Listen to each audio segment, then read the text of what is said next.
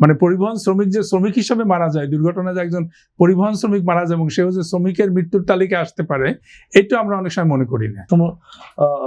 সংস্কার কমিশন যে সংশোধন দেওয়ার পর যে অধ্যাদেশটি সরকার জারি করেছিল, আমরা দেখলাম যে নতুন সরকার এটি আইন আকারে পাশ করতে গিয়ে বিলটি যখন সংসদে উত্থাপন করে, সেখানে শ্রমিকের সংজ্ঞার মধ্যে কর্মকর্তা ও কর্মচারীদের অন্তর্ভুক্তির বিধানটি বাদ দেওয়া হয় এবং এতে করে অনেকেই গ্র্যাচুইটি, প্রভিডেন্ট ফান্ড সহ বিভিন্ন সুযোগ সুবিধা থেকে বঞ্চিত হওয়ার আশঙ্কা তৈরি হয়েছে। একই সঙ্গে আমরা জানলাম যে অপ্রাতিষ্ঠানিক খাতে শ্রমিকদের স্বীকৃতিও মিলল না। আপনার বিশ্লেষণ কি এবং আসলে কেমন হলো এই সংশোধনীর পরে নতুন আইনটি? মানে আইনটি, এটা আমি বলেছি কালকে একটা অনুষ্ঠানে, যেটা আসলে some state forward, many states back. তো কিছু কিছু ক্ষেত্রে অর্জন তো হয়েছি, কারণ আপনার যেমন ট্রেড ইউনিয়নের যে আইনটার তো প্রেক্ষাপটটা ছিল আসলে একটা আইএলও একটা কমপ্লেনের ভিত্তিতে একটা অভিযোগের কারণে সরকার একটা রোড ম্যাপ তৈরি করেছিল। তো সেখানে একটা প্রথম ভিত্তি ছিল যে ট্রেড ইউনিয়ন গঠনটা সহজীকরণ করা হবে। তো সেখানে এবং আমাদের শ্রম সংস্কার কমিশনের রিপোর্টও ছিল, সুপারিশও ছিল যে এই আনুপাতিক হারের যে সদস্য হতে হয় 30%, 20%, সেখান থেকে সংখ্যা, সেক্ষেত্রে একটা অগ্রগতি হয়েছে, যদিও সেখানে অনেক জটিলতা হবে ছোট কারখানাগুলোর, তবুও ওটা একটা অগ্রগতি। আপনার কালেকটিভ বার্গেনিং এর পরিধিটা বাড়ানো হয়েছে, সেটা একটা অগ্রগতি। যদি আবার কালেকটিভ বার্গেনিং এর কিছু মৌলিক অধিকারও করবো, অর্থাৎ সব মিলিয়ে খুব বিস্তারিত না গেলেও যেটা বলতে হবে যে কিছু ক্ষেত্রে অগ্রগতি হয়েছে। আপনার গৃহ শ্রমিকদের, গিগ ওয়ার্কারদের সংগঠন করার অধিকার দেওয়া হয়েছে, কিন্তু আমাদের মনে রাখতে হবে যে এই অগ্রগতিটা যে প্রত্যাশা এবং প্রয়োজন, শুধু প্রত্যাশা না, প্রত্যাশা তো আমাদের বেশি থাকবে, কিন্তু বাস্তবতার কারণে যেগুলো প্রয়োজন ছিল সেটা কিন্তু মিট করেনি, সেটা অধ্যাদেশও করেনি। অন্তর্বর্তী সরকার যেটা করেছে সেখানেও যে করেছে ব্যাপারটা এরকম না, কারণ এখনকার দিনে সবচেয়ে প্রয়োজন হচ্ছে বাংলাদেশের সকল শ্রমজীবী মানুষকে একটা ন্যূনতম সুরক্ষার আওতায় নিয়ে আসা।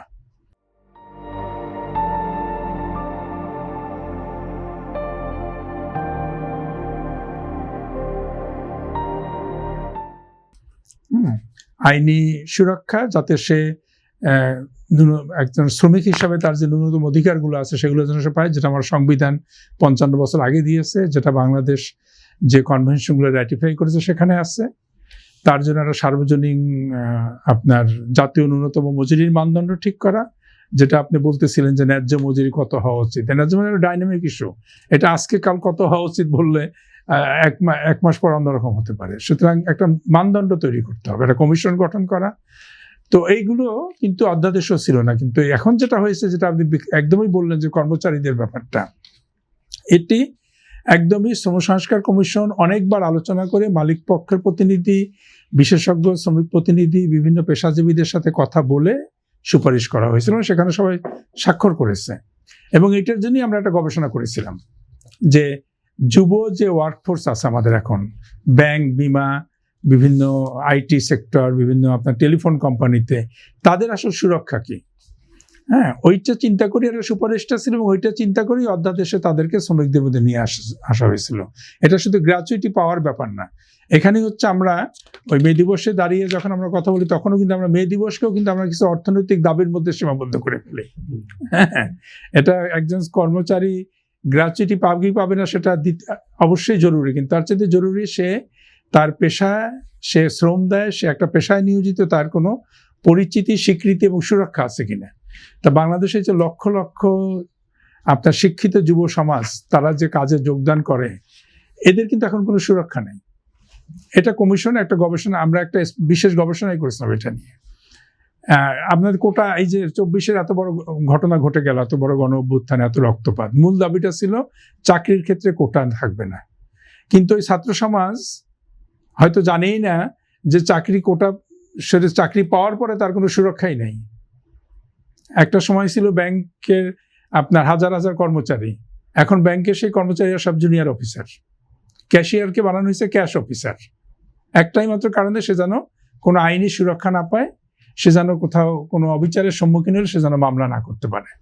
আপনার এই যে বিশাল টেলিকম শিল্প গড়ে উঠেছে বাংলাদেশে, এখানে সব আমাদের ইয়াং ছেলেমেয়েরা আপনার পড়াশোনা করে এখন ঢুকতেছে, তাদের কিন্তু কোনো আসলে এই যে কোনো নেই, যাওয়ার কোনো জায়গা নেই। কিন্তু গ্রামীণ ফোনে দেখেন কত ছেলেমেয়েরা কত মামলা হলো, হ্যাঁ, তাদেরকে সিভিল কোর্টে যেতে হয় যদি কিছু হয়, এবং সিভিল কোর্ট একটা দীর্ঘ প্রক্রিয়ার ব্যাপার, তারা শ্রম আদালতে যেতে পারে না।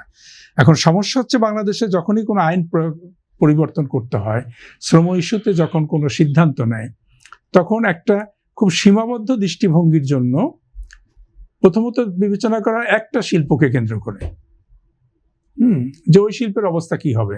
ওই শিল্প তো বাংলাদেশের একটা শিল্প, সেখানেও অনেক কর্মচারী আছে, কিন্তু কর্মচারীদের সংখ্যা বেশি হচ্ছে সার্ভিস সেক্টরে। বিবিএস সার্ভেও বলতেছে এখন বাংলাদেশ সার্ভিস সেক্টর ম্যানুফ্যাকচারের চেয়ে বেশি, তাই না? কিন্তু দৃষ্টিভঙ্গি রাখা হয়েছে একটা সেক্টরে। এই কারণে, এবং আরেকটা দৃষ্টিভঙ্গি রাখা হয়েছে অর্থনীতি, যে তাদেরকে যদি শ্রম আইনে নিয়ে আসা হয় তাহলে তারা গ্র্যাচুইটি পাবে, এগুলো পেমেন্ট করতে পারবে না, ব্যক্তিখাত একটা ব্যক্তিগত চাপ পড়বে।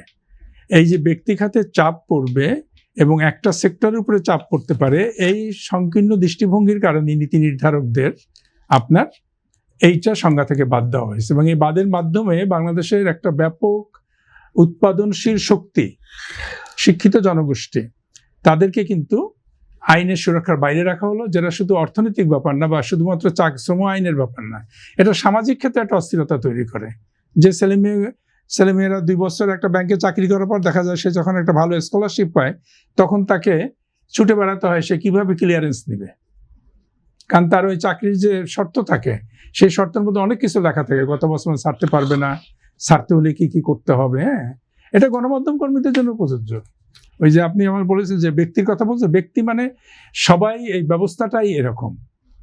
আপনি অতএব এই যে এটা নিয়ে যতখানি প্রতিবাদ হওয়া উচিত ছিল তত কিন্তু হয়নি কিন্তু, এবং নীতি নির্ধারক যারা পরিবর্তন করেছে তারাও যে একটা আলোচনার মাধ্যমে করা দরকার ছিল সেটাও কিন্তু করে না। এটা কিন্তু ওভারনাইট পরিবর্তন, রাতের বেলা। এবং এই সিস্টেম, ওই যে বলেছি না ব্যক্তি কোনো ব্যাপার না, এটা যখন এবারও হয়েছে, তার আগেও হয়েছে, অধ্যাদেশ যখন হয়েছে তখন আমরা দেখেছি অন্তর্বর্তী সরকারও টিসিসিতে ত্রিপক্ষীয় কমিটিতে অনেক দিন আলোচনা করার পরে শেষ পর্যন্ত অনেক কিছু করেছে, আলোচনা হয়নি। তার আগের সরকারও তাই করেছে, তার আগের সরকার তাই করে। অর্থাৎ আপনার এটি একটা ব্যবস্থা, যে ব্যবস্থাকে চ্যালেঞ্জ করার জন্য, আপনার ন্যায্যতা তৈরি করার জন্য, ন্যায্য মজুরি বলেন আর যাই বলেন, রাষ্ট্রের যেমন কমিটমেন্ট দরকার, যে রহমান ভাই বলেছে, ঠিক তেমনি মানুষেরও, টোটাল সমাজেরও শ্রমিকদের প্রতি এবং শ্রম মানুষের প্রতি দৃষ্টি আকর্ষণ করছি। নিরাপদ কর্মপরিবেশ নিয়ে আপনারা একটি অনুষ্ঠান করেছিলেন, সেখানে আপনারা যে তথ্যটি দিয়েছেন যে 3 মাসে নিহত 186 শ্রমিক, তার মধ্যে অধিকাংশই হচ্ছে পরিবহন খাতে, এবং গত বছরের যে তথ্যটি আপনারা দিয়েছেন যে 735 জন শ্রমিকের মধ্যে 439 জনই হচ্ছেন পরিবহন খাতের শ্রমিক, এরপর কৃষি, নির্মাণ এবং মৎস্য, দিনমজুর, অন্য খাতের।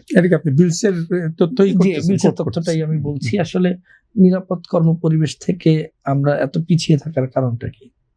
এবং এখানে এটা আমি প্রথমে শুরু করছি এটা দিয়ে, রতন ভাই তাই বলেছিল যে শ্রমিকের জীবন এবং জীবিকা এবং শ্রমের মর্যাদার প্রতি যে সামগ্রিক উপেক্ষা, সেই উপেক্ষার প্রতিফলন হচ্ছে এটা। কারণ আপনি যখন পরিবহন শ্রমিক, এটা আমি জানি না সময় আসছে কিনা, আমরা যখন প্রথম এই বিলস গবেষণাগুলো তৈরি করে, তখন আমরা যখন এটা হাজির করলাম, তখন ওখানে যারা নীতি নির্ধারক ছিল, এমনকি যারা অন্যান্য ক্ষেত্রে আপনার মানুষদের অধিকার নিয়েও কাজ করে, তারা অনেকে বলতেছিল পরিবহন শ্রমিকের দুর্ঘটনা আপনারা যোগ করেছেন।